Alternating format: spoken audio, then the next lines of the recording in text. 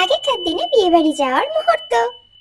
ও টুম্পা বৌদি কেন ডাকে? ও খেবি? তোমার কাছে সেই বলেছিলাম না যে অঞ্জনার বিয়ের দিন তোমার থেকে একটা শাড়ি নেব। ও হ্যাঁ, আজকে তো অঞ্জনার বিয়ে, সানাই বাজার আওয়াজ পাচ্ছি সেই সকাল থেকে। হ্যাঁ হ্যাঁ হ্যাঁ, সেই হলুদ কালারের শাড়িটা মনে আছে তো? এই দেখ, এই শাড়িটা তো, কি সুন্দর শাড়িটা। ঠিক আছে, বলছি আমি আজকে একটু বিকেলে তোমার কাছে আসবো, একটু আমাকে সাজিয়ে দিও। আচ্ছা, আসিস কোণে সাজিয়ে দিব। আর তোমার কাছে একটা গলাহারও নেব কিন্তু। এই টেপি, তোর এখনো হয়নি? বাবা, তুই নিজে বললি সবুজ কালারের শাড়ি পরবি, আর দেখ তুই নিজেই হলুদ কালারের পরেছিস। আরে আমার কাছে ছিল না রে সবুজ শাড়ি, পাচ্ছিলাম না।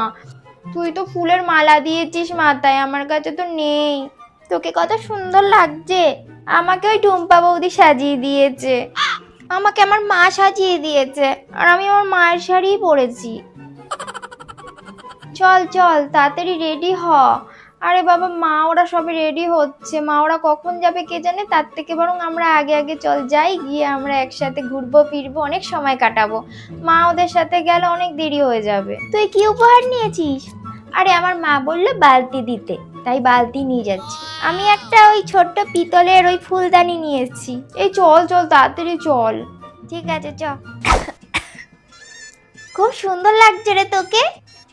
সত্যি তাই। কি রে, তোরা এত দেরি করে এসিস কেন? আরে দেখ না, এই টেপিটাই এত দেরি করে রে, আমি ওদের বাড়িতে গিয়ে দেখি ও সাজছে। আরে অঞ্জনাটা দেরি হয়ে গেছে, আসলে আমি শাড়ি কোনোদিনও পরিনি তো, আর খেদি শাড়ি পরছে ওই জন্য আমিও পরলাম। শাড়ি পরতে নড়তেই পারি না, হাঁটতে গিয়ে পড়ে যাচ্ছি কতবার। ধুত, আমি ভেবেছিলাম তোরা আমার সিঁদুর দানের সময় পাশে থাকবি। ঠিক আছে শোন না, তোরা কিন্তু বাসর রাতে থাকিস, ঠিক আছে? যাবি না কিন্তু। আমাদের জামাইবাবুকে কিন্তু খুব সুন্দর দেখতে হয়েছে। শিবরাত্রি করেছি বলেই তো শিবের মতন এরকম একটা বর পেয়েছি। নমস্কার জিজাজি। তা তোমরা কবে করছো শুনি? হ্যাঁ, শুধু বন্ধুর বিয়ে খেলে হবে, নিজেদেরও তো করতে হবে। হ্যাঁ হ্যাঁ হ্যাঁ হ্যাঁ, হবে হবে। আগে তুমি তোমাদের বিয়ের খাবারটাকে হজম করো, তারপর আমাদেরটা খাবে। আগে ক্লাস 3-তে উঠি, তারপর তো বিয়ে করব। তোকে কে সাজিয়ে দিয়েছে রে? খুব সুন্দর হয়েছে। ওই তো পাশের পাড়ার টেপা কাকুর বউ সাজিয়ে দিয়েছে, আমাদের পচা কাকিমা। আচ্ছা।